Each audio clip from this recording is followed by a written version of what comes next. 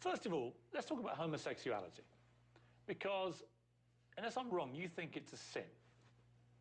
I think it's a sin because of my biblical beliefs. And although people don't agree with me, I happen to think that it is a choice.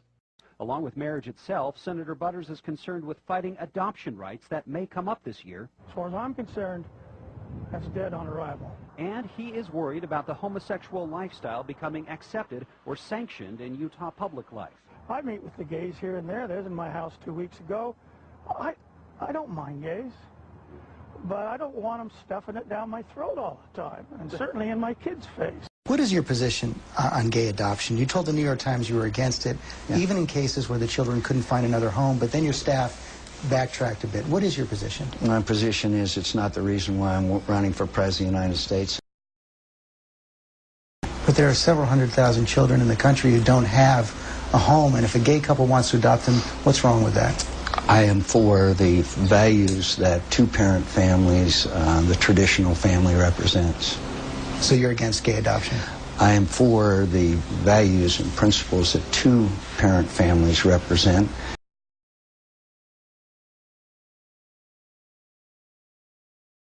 To me, what it feels like, you know, I will speak for myself.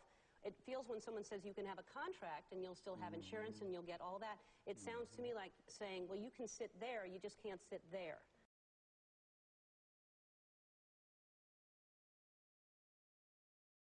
I grew up in the Holiness Church, which is a Pentecostal. You would call it fundamentalist. My church doctrine do not believe in that at all. That a man could be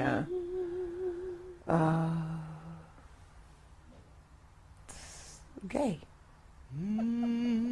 It was just my little boy, you know, I raised him up. And the two daddies came and I thought, oh my God, not two daddies, not two daddies.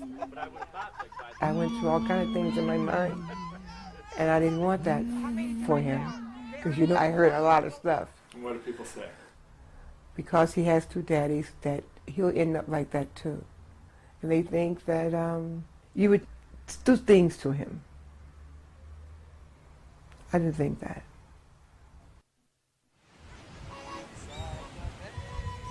When I was growing up, I figured I would never become a parent. I knew people like me couldn't have kids of their own.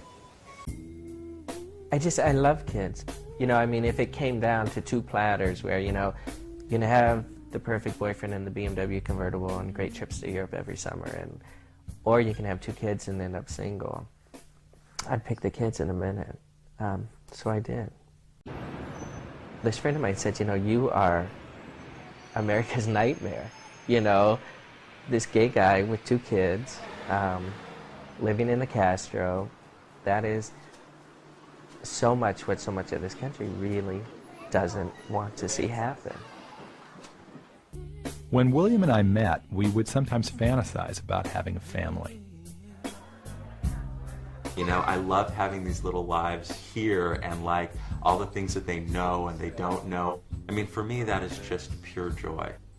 Go twinkle, little star, how I wonder what you are. Initially, Philip and I would bring Fanny along to different events. The bulk of people were just like, oh my God, what are you doing? I mean, we used to kid about it, Jim and I, that, you know, she had these two doting dads. She'll grow up and she'll find a boyfriend and, you know, they'll be together and she'll say, you know, I really love you, but somehow I want more than one. Can I get your feet? When we were out in public with her when she was little, it would be very common, like in the grocery store, if she was crying or something, for a woman to say, oh, where's her mom? Like, I couldn't handle the fact that she was crying. That's it. Shaving. I gotta do shaving. Shave Papa's beard. Shave Papa's beard. There's only one way to do anything. That's the right way. And what could be more right than giving a child a chance with a person that's going to love them and take care of them?